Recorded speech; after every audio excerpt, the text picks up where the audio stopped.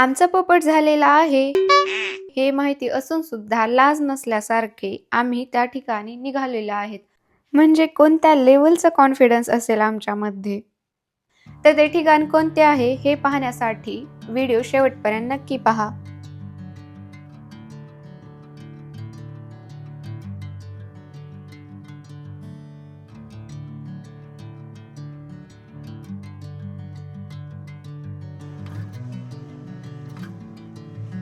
हा जो सुंदर लेक तुम्ही पाहत आहेत त्याचं नाव आहे लॉगवे लेक आणि त्याच्या एंड पॉइंटला एक कॅसल आहे आणि तोच कॅसल पाहण्यासाठी आम्ही आता जाणार आहोत.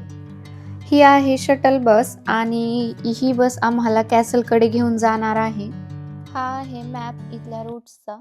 हाच आहे तो कॅसल, ग्लेनवे कॅसल, पण तो बंद होता म्हणूनच व्हिडिओच्या सुरुवातीला पोपट झाला असं म्हटले मी.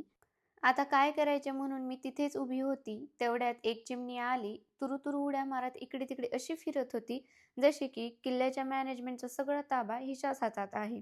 शेवटी तिने माझ्याकडे बघून असाच इशारा केला, सोडून दे आता हा बंद किल्ला, ये माझ्या मागे मला पकडायला. आणि मी पण तिच्या मागे गेली. मग काय, कॅसल बंद असला तरी या क्यूट मॅनेजरमुळे दिवस भारी बनला. आणि कॅसल पण खूप सुंदर होता. बाहेरूनच इतका सुंदर दिसत होता, आतून तर किती सुंदर असेल हा कॅसल.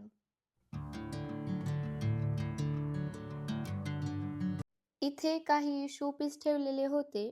खरं तर त्यांची अवस्था पाहून मला हसूच आले. शोपीसच्या नावावर त्यांनी कुठे फुटकी भांडी तर कुठे झाडांची वाळलेली पाने आणि फुले ठेवलेली होती.